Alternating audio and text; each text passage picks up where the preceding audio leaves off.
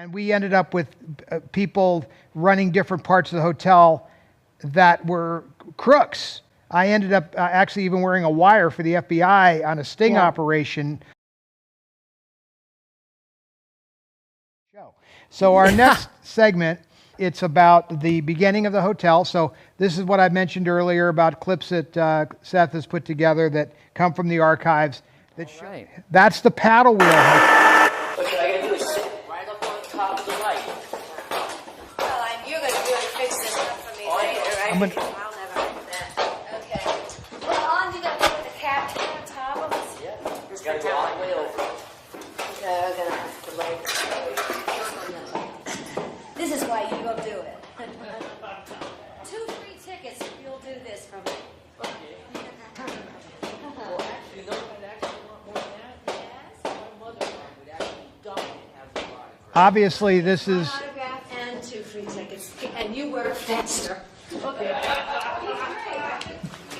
Thanks, honey.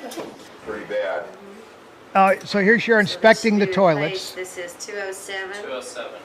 I'm filming, by the way. That's Joe Bianchi in the background, who was her lighting guy forever. So this is... Here to inspect your toilets.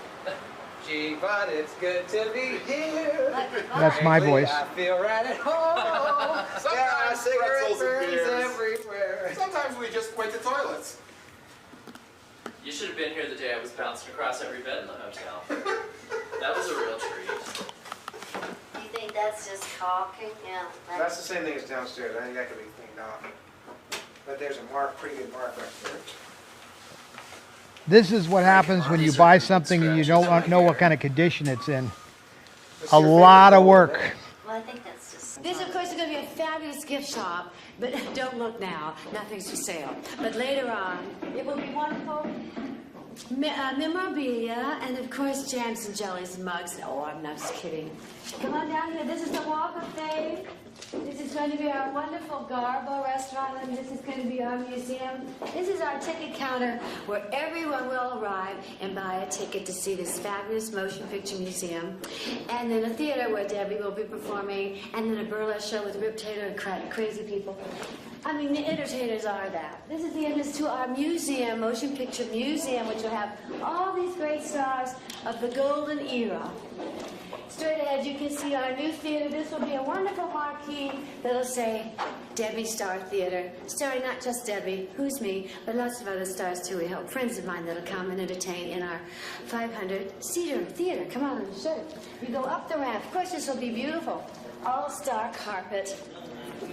And that's a wall there. All stars like Judy Garland's costumes will have, and Lena Horne will be represented, and Ginger Rogers and Ann Miller, and all these fabulous stars of the golden era. Eleanor Powell. And when you come in here, this will be a very low ceiling, and you'll come in here, and the maitre d' will introduce you, take you into the room, which will be all burgundy color, all velvet, and all booths, you know, and comfy tables. And down there will be a fabulous stage someday. Well, in a month, as a matter of fact. I know it doesn't look like it yet, but it will be. You have to use your imagination. That's what life is all about. That's what George Burns said. Never give up. Imagination, that's what creates life.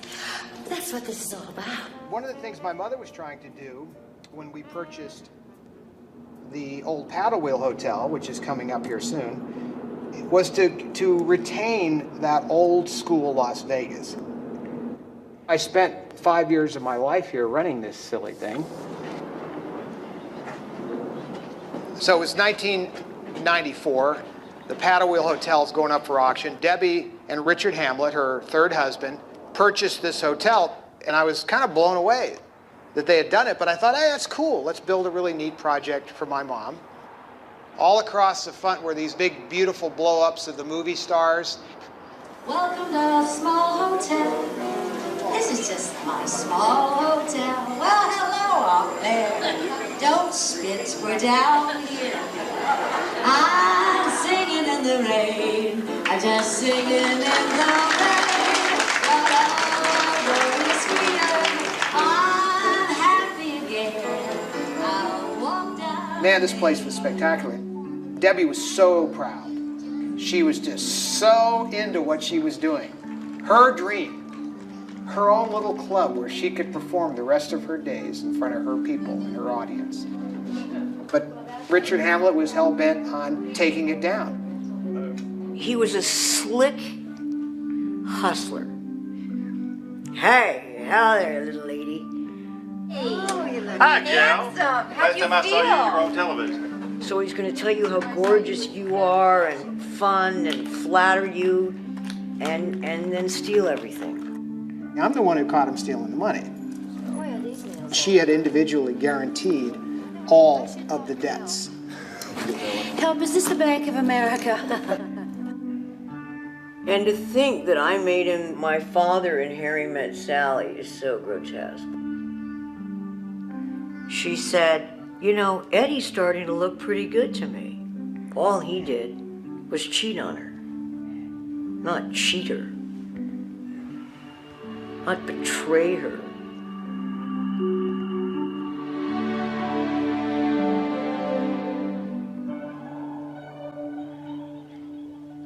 Wow. Good stuff. Yeah. What do you think, Kat? You know, I'm just blown away because I've never seen that footage before. And I mean, what an undertaking that was. When you look at that, and how many rooms were there? 225 rooms. 225 rooms she had to go through like that. And Well, that was the that's that was just- the least of our trouble were the drains. Well, I mean, there's No, endless. I understand, but you still had to furnish them. You still had Yes. to build the theater. And it was one of the best theaters in all of Las Vegas.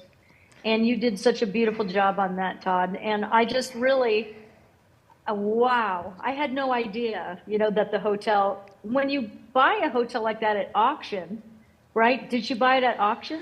Yeah, I mean, you know, don't forget, you know, you get what you get. I mean, it's like That's when what you, I mean. You don't know what you're getting when you buy something like that. Well, you know, like, look, in her book, she talks about how she and Richard Hamlet, Richard apparently is the one who saw the auction notice. And, you know, he was allegedly a builder. And he was a builder, let's be fair. But, so he supposedly knew about how to do all this. So, you know, he came to her and said, look, this is going up for auction. Is this something that would interest you? And by the way, he didn't have to talk her into this. I mean, you can't blame Richard for that. This truly turned her on to no end. And you can understand why, right, Kat? I mean, it's like a dream, you know. I mean, oh, yeah, of course. And so, so you know, I don't know what due diligence they did because I didn't even get the call till after they bought the place. You know, like nobody called me to say, can we even fit a showroom in here? Which turned out to be a bit of a challenge as well. But I'll explain that in a minute. But I mean, bottom line is that they just, on faith, bought this place without really knowing, I think, all the details and what it was going to really take. And so, Yeah. and I will say that this theoretically would have been should have been his forte.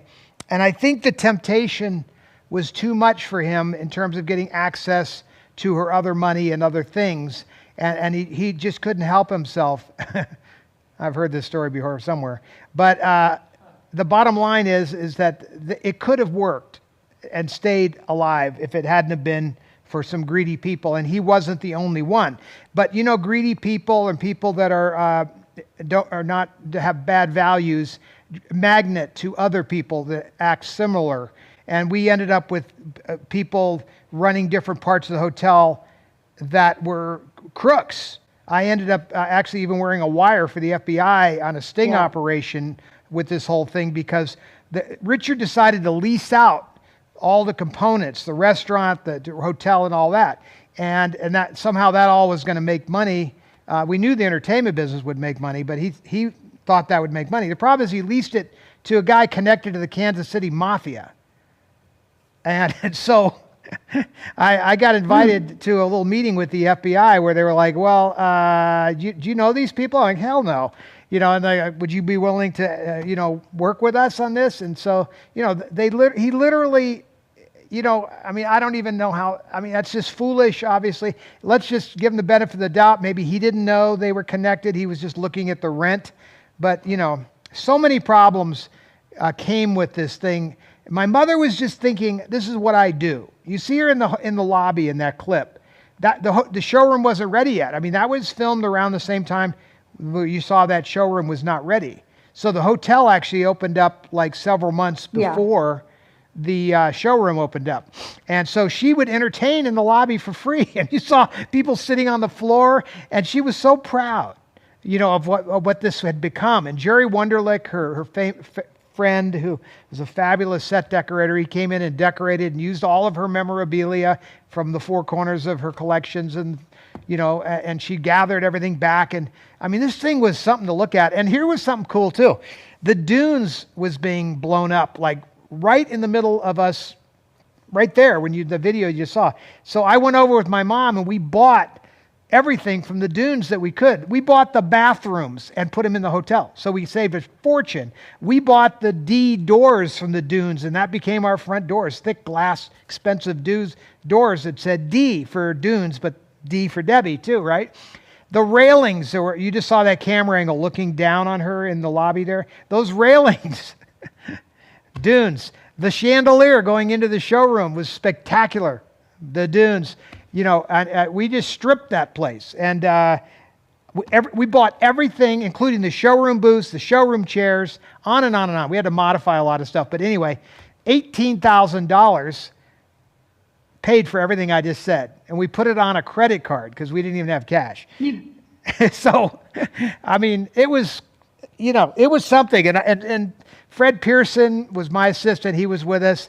And Joe Bianchi was her fabulous lighting designer for many, many years. And he was right with me. And he was so into it too. We were all sucked up into this dream.